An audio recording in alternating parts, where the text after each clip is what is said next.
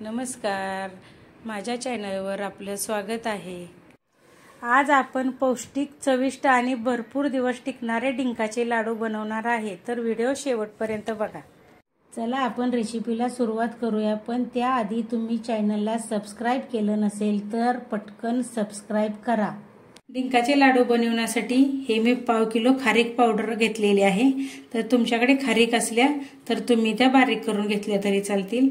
हे 1/2 किलो खिसलेलं खोबरं, 1/2 किलो तूप, 50 ग्रॅम डिंक, 2 चमचे खसखस, 2 चमचे तीळ, 20 ते 25 काजू, 25 बदाम,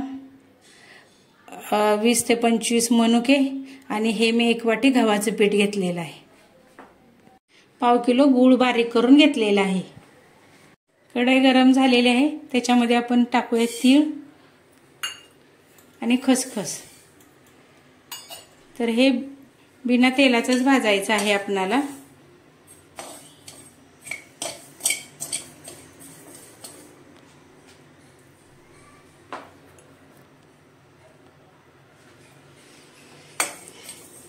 तर खसखस आपण आता चांगली भाजून घेऊया।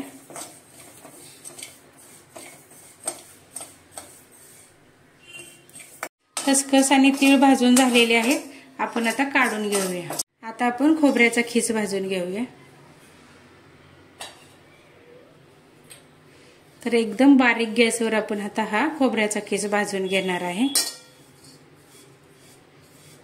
खोबऱ्याचा खीस भाजलेला आहे, मी 2 मिनिटभर एकदम बारीक गॅसवर भाजून घेतलेला आहे। तर आता आपण काढून घेऊया।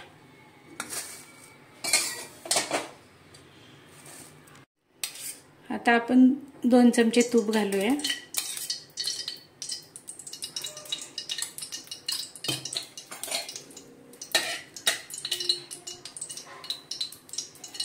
आता तूप वितळले, त्याच्यामध्ये आता आपण खारीक पावडर भाजून घेऊया।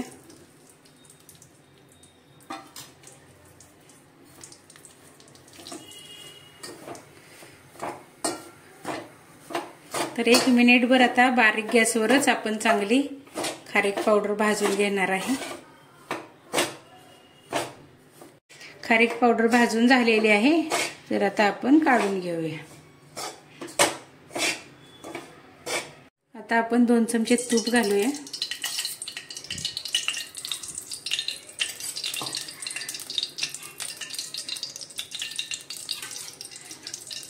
तूप वितळलं, आपण आता त्याच्यामध्ये ही 1 वाटी गव्हाचं पीठ आहे ते भाजून घेऊया।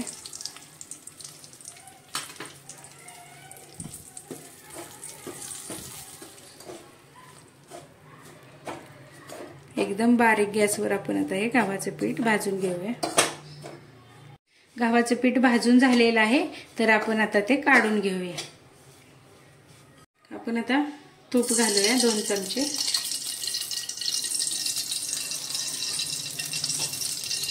त्याच्यामध्ये मी आता मनुके भाजून घेते।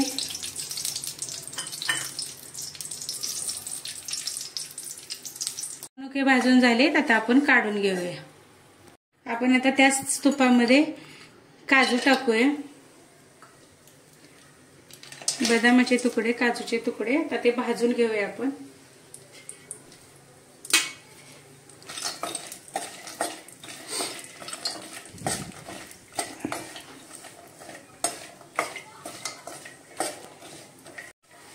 भाजून झालेला आहे, तर आता आपण हे काजू आणि बदाम काढून घेऊया।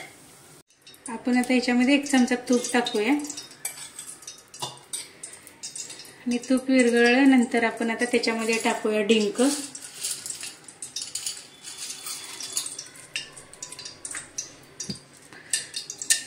तर डिंक थोडा थोडा चांगला आपण टाकून भाजून घेऊया।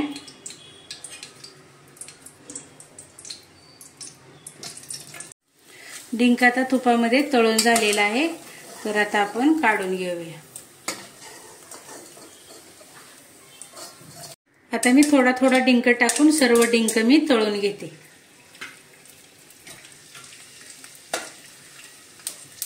आता आपण मिक्सरला खसखस आणि तीळ बारीक करून घेणार आहे आणि हा डिंक ही बारीक करून घेणार आहे। तर डिंक व्यवस्थित तळून घ्यायचा। तर असा हातानेही बारीक केला तरी चालतो, पण आता आपण मिक्सरला बारीक करून घेणार आहे. मी हे तळलेले काजू आणि बदामचे तुकडे मिक्सरला मी बारीक करून घेणार आहे. आपण आता हे मिक्सरला लावलेलं डिंक आणि खसखस ते ह्याच्यामध्ये टाकूया.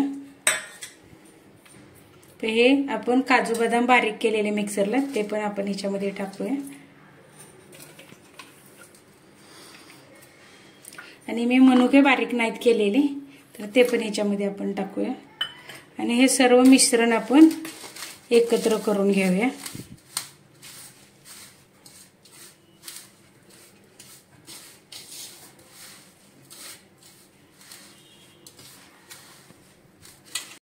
तर हे खोबरं आपण भाजून घेतलेलं आहे तर ते आता आपण हाताने चुरडून घेऊया. तर खोबरं आता चुरडून झालेलं आहे. आपण आता ह्याच्यामध्ये मिक्स करूया.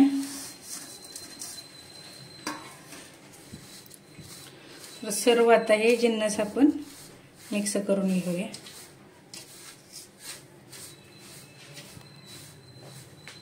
सर्व हे मिक्स करून झालेलं आहे. आपण आता 1 चमचा तूप टाकूया आणि त्याच्यामध्ये आपण आता हा पाव किलो गूळ टाकूया. गुळामध्ये मी 1 ते 1.5 चमचा पाणी घालणार आहे थोडंसं.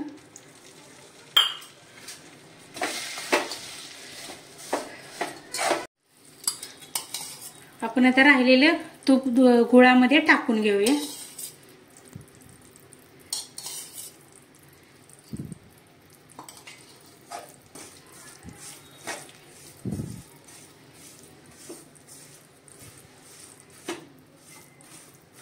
तर आता गुळाला आपल्या बबल्स आलेले आहेत.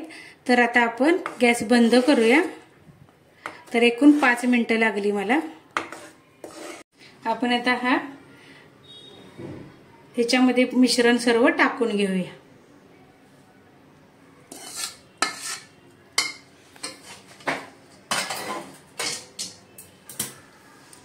आणि हे पूर्ण आता मिक्स करून घेऊया आपण ह्याच्यामध्ये.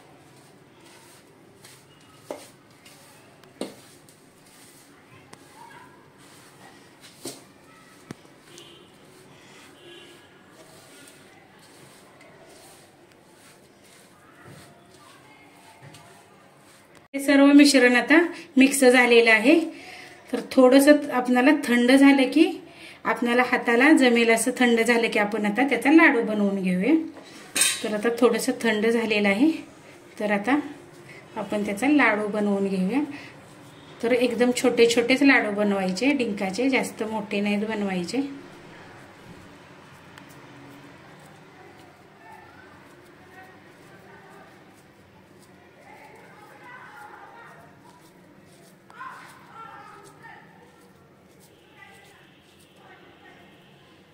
तर अशा प्रकारे आपला लाडू बनवून झालेला आहे.